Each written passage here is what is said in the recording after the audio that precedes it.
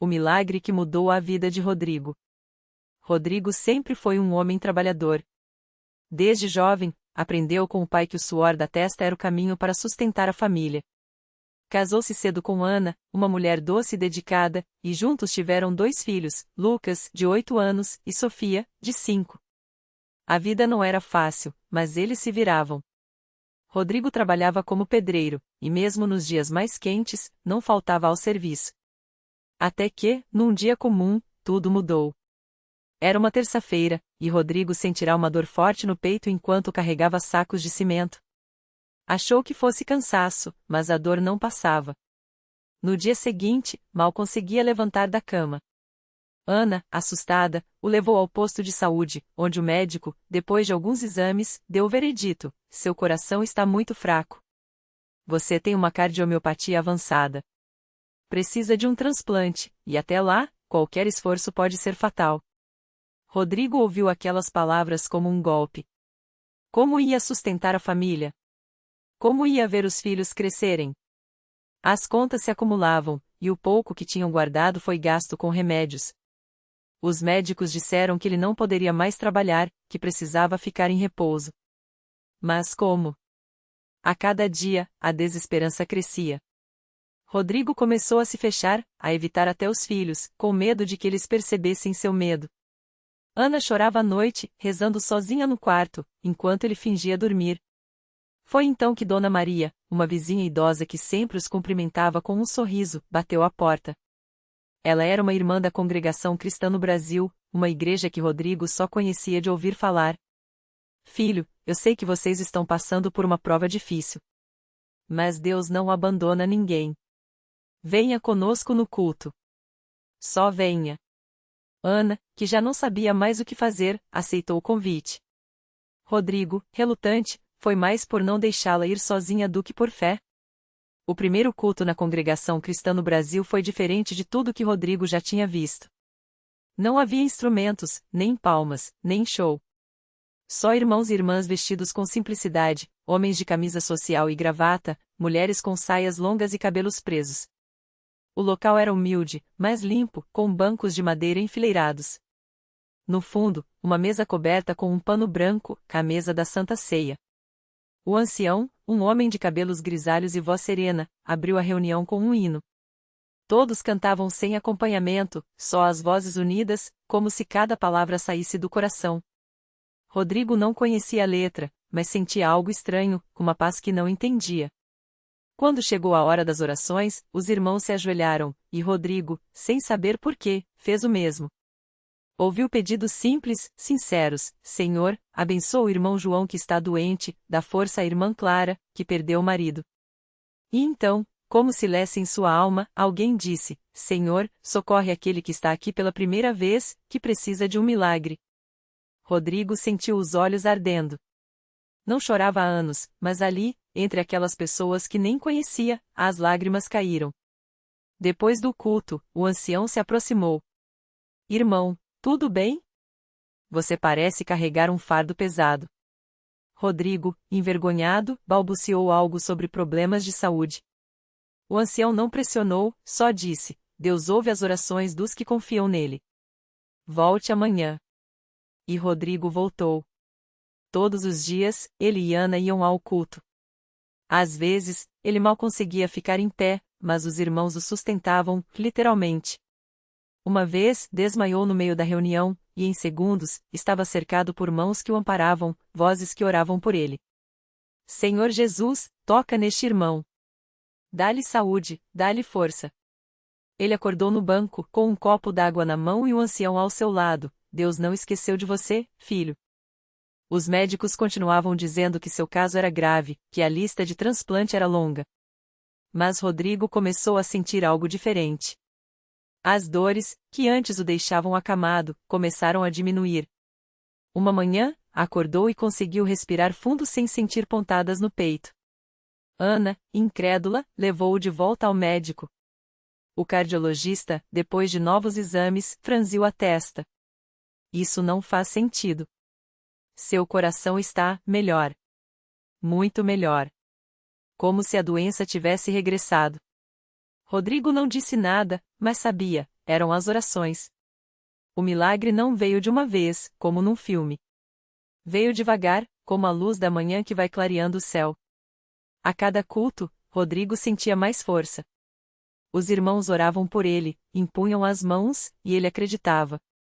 Até que, 3 meses depois da primeira visita à igreja, o médico o liberou para voltar ao trabalho, com restrições, mas voltando.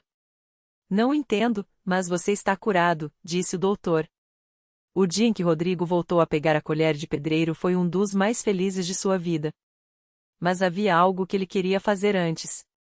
No domingo seguinte, durante o culto, ele se levantou para dar seu testemunho. Com a voz trêmula, contou tudo: o desespero, a doença, as orações, a cura. Irmãos, eu não merecia nada disso. Mas Deus, pela fé e pelas orações de vocês, me deu uma segunda chance. Muitos choravam. O ancião, com os olhos brilhantes, disse: isso é o poder de Deus, que age quando confiamos nele. Rodrigo e Ana foram batizados nas águas pouco tempo depois. Foi um dia de alegria pura. Ele desceu à piscina batismal, vestindo a túnica branca, e quando emergiu, sentiu que não era só a água que o lavava, era como se tudo de ruim tivesse sido levado. Naquele mesmo culto, participou pela primeira vez da Santa Ceia, o pão e o vinho que representavam o sacrifício de Cristo.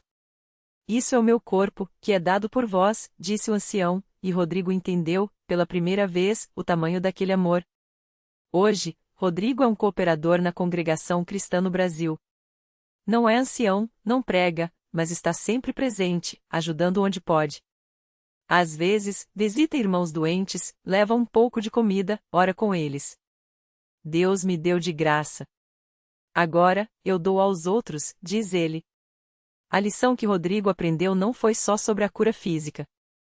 Foi sobre a fé que não desiste, mesmo quando tudo parece perdido.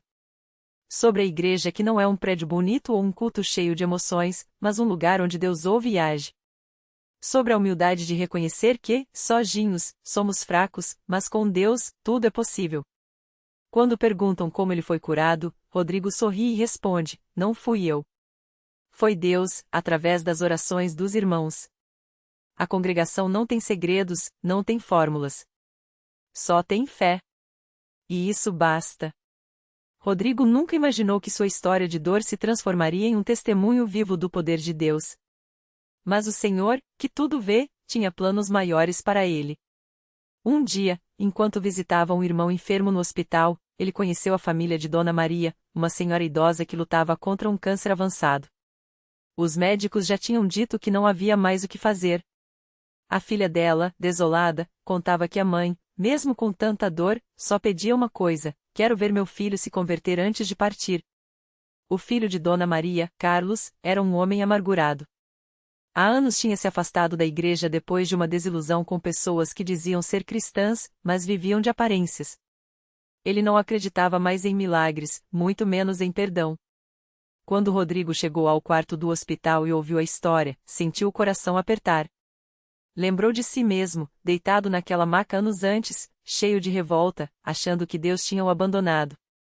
Mas ali, diante daquele homem de rosto feio e olhos vazios, ele viu uma chance de mostrar o que havia aprendido, que Deus não desiste de ninguém. Sem muitas palavras, Rodrigo sentou ao lado de Carlos e começou a contar sua própria história. Falou das noites de desespero, das orações que pareciam não ser ouvidas, daquela manhã em que acordou sem dor, como se o tumor tivesse sido arrancado por mãos invisíveis. Carlos ouvia em silêncio, os braços cruzados, mas algo em seus olhos mudou quando Rodrigo disse: eu também achei que Deus não existia. Até ele me provar que estava errado. Dona Maria, fraca, mas com os olhos brilhando, segurou a mão do filho e sussurrou: meu filho, deixe eles orar por você. Só uma vez. Carlos hesitou, mas algo dentro dele cedeu. Talvez fosse a voz da mãe, talvez fosse o jeito sincero daquele homem que já tinha passado pelo mesmo inferno. Ele assentiu. Naquela noite, na pequena sala de visitas do hospital, os irmãos da congregação se reuniram. Não havia gritos, não havia encenação. Só homens e mulheres de joelhos, pedindo a Deus com a mesma fé simples que havia curado Rodrigo anos antes. Carlos chorou. Não de emoção, mas de algo mais profundo, era como se uma crosta dura que cobria sua alma há anos estivesse se partindo. 3 dias depois, os médicos não acreditaram nos novos exames de Dona Maria. O tumor tinha regressido de forma inexplicável. Isso não faz sentido, disse um deles, coçando a cabeça. Mas Dona Maria só sorria, segurando a Bíblia que Rodrigo lhe dera. Claro que faz. Deus ouve. Carlos não se converteu da noite para o dia. Mas começou a frequentar os cultos, primeiro por causa da mãe, depois por causa das palavras que ouvia ali, palavras que falavam direto ao seu coração ferido. 1 ano depois, ele estava no batismo, com lágrimas nos olhos, enquanto os irmãos cantavam glória a Deus nas alturas. Rodrigo, que agora o tratava como um irmão, estava ali, testemunhando mais um milagre, não só a cura de um corpo, mas a transformação de uma vida. Hoje, Carlos é um dos que mais ajudam os novos na igreja. Ele sabe o que é duvidar, sabe o que é sentir que Deus está longe. Por isso, quando algum jovem cheio de perguntas se aproxima, ele não dá respostas prontas. Só conta a sua história. E a de Rodrigo. E a de Dona Maria. Porque na congregação, os milagres não são contados como lendas. São vividos, dia após dia, por pessoas comuns que aprenderam uma verdade simples: quando o homem diz é impossível, Deus sorri e diz espere para ver. E assim, como um rio que começa com uma gota, a fé daquele lugar continua fluindo. Não por causa de homens, mas por causa de um Deus que ainda hoje cura, ainda hoje salva, ainda hoje chama os perdidos para perto de si. Basta que alguém, como Rodrigo, diga: vem. Deixa Deus te mostrar que Ele existe. Na mesma semana em que Carlos compartilhava sua história com um grupo de jovens na sala dos novos convertidos, do outro lado da cidade, uma mãe chorava em silêncio no quarto escuro de sua casa.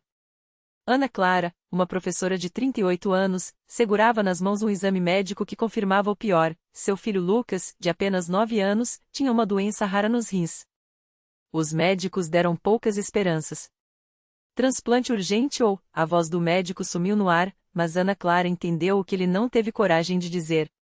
Ela já tinha ouvido falar da congregação cristã no Brasil. Uma vizinha, Dona Teresa, sempre falava com tanto carinho da igreja, dos cultos, das orações que a Deus ouvia de verdade. Mas Ana Clara, embora criada em uma família católica, nunca tinha pisado em uma igreja evangélica. Até que, naquela noite, sem forças para mais nada, ela pegou o telefone e ligou para Dona Teresa.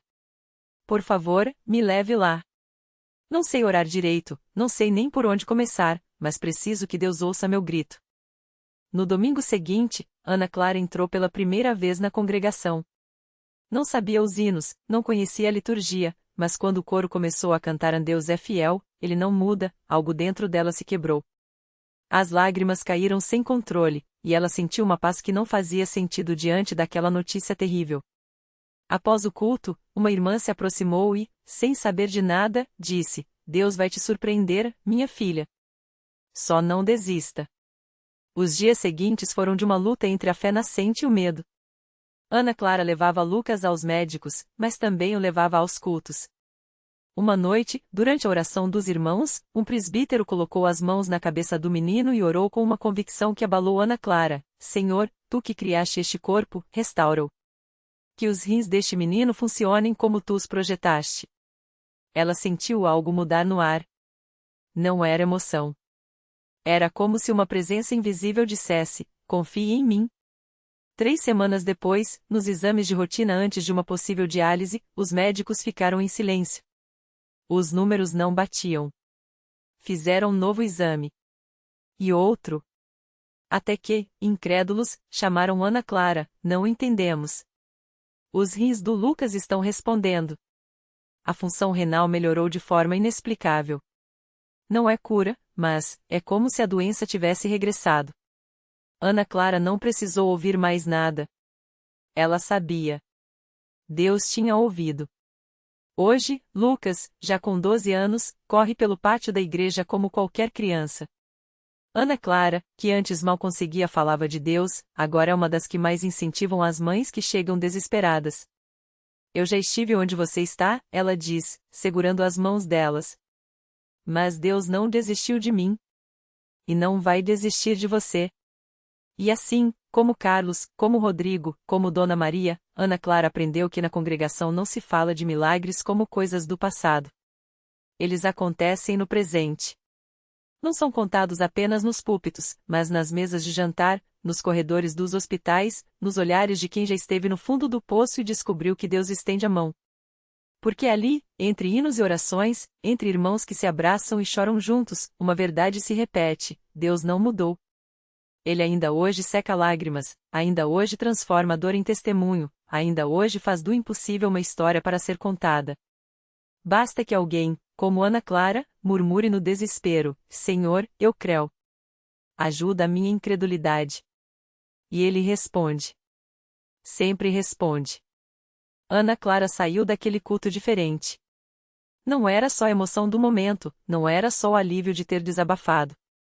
Era algo mais profundo, como se uma semente tivesse sido plantada em seu coração e, de repente, ela sentisse brotos de esperança onde antes só havia terra seca. Levou a mão ao bolso e apertou o lenço que a irmã de fé lhe dera, ainda úmido das suas próprias lágrimas.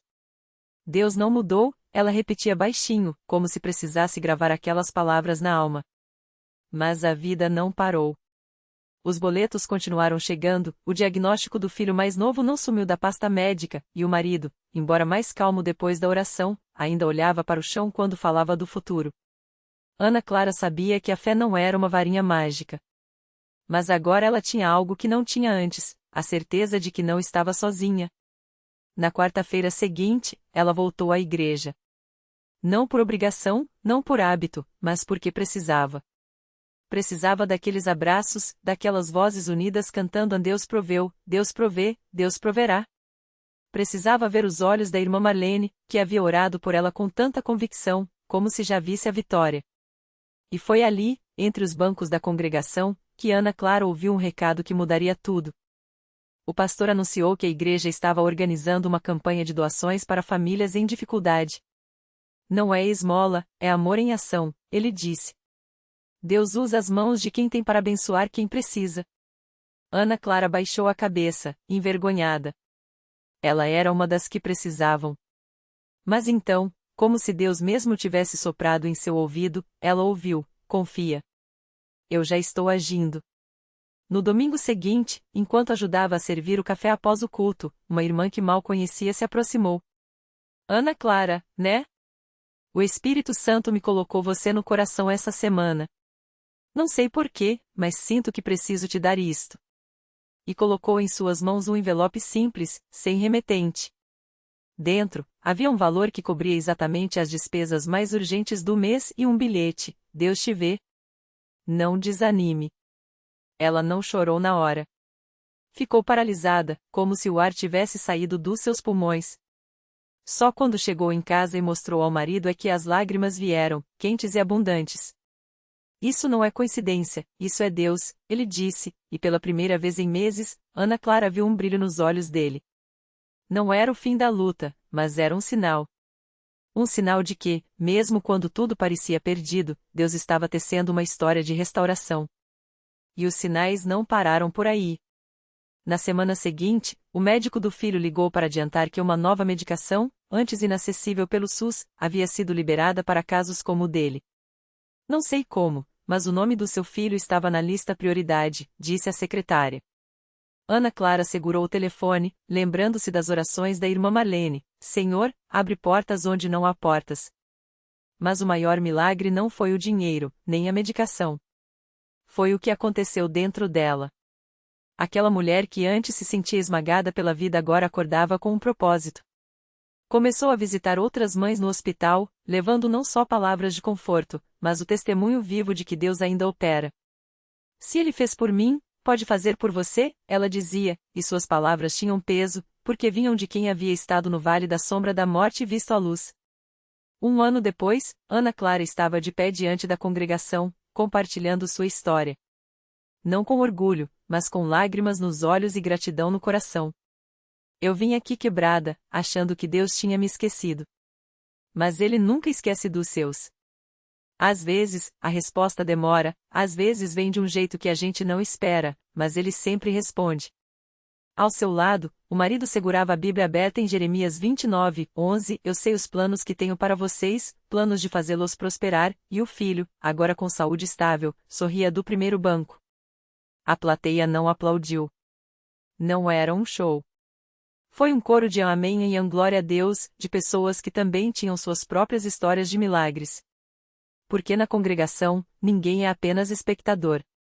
Todos são participantes da mesma história, a história de um Deus que não mudou, que ainda hoje escreve finais felizes onde o mundo só vê pontos finais. E Ana Clara aprendeu que milagre não é só o mar se abrindo ou o paralítico andando. Milagre é a fé que nasce no deserto, é a mão estendida quando você achava que estava sozinho, é a certeza de que, não importa quão escura seja a noite, amanhã vai chegar. Porque Deus não é Deus do passado. Ele é o Deus do agora. E seus milagres? Eles estão acontecendo bem ao seu lado. Basta abrir os olhos para ver. O último suspiro do deserto. Ana Clara fechou os olhos por um instante, sentindo o peso daqueles meses se dissolver como sal na água. O médico havia confirmado, a doença que a consumia havia regressado. Não era remissão, não era sorte. Era uma vitória escrita em letras que a ciência não conseguia explicar, mas que seu coração já conhecia há tempo. Quando abriu os olhos novamente, viu o pastor se aproximar, com lágrimas nos olhos e uma Bíblia aberta em Jeremias 30, 17. Porque eu te darei saúde e te curarei das tuas feridas, diz o Senhor. Não foi um milagre barulhento. Não houve câmeras, nem manchetes. Foi silencioso como o brotar de uma semente depois do inverno.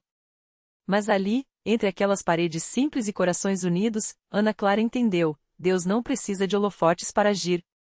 Ele prefere o cheiro de café na cozinha de uma mãe que ora, o abraço apertado de um amigo que chega sem avisar, a canção de ninar que uma avó canta sobre um berço vazio até que, de repente, não está mais vazio. Naquela noite, enquanto a congregação se dispersava sob o céu estrelado, Ana Clara segurou a mão de sua mãe, a mesma que tremera tanto nos corredores do hospital. Mãe, e se o milagre não fosse só a cura? Perguntou, voz embargada. E se o milagre fosse tudo o que aprendemos no caminho?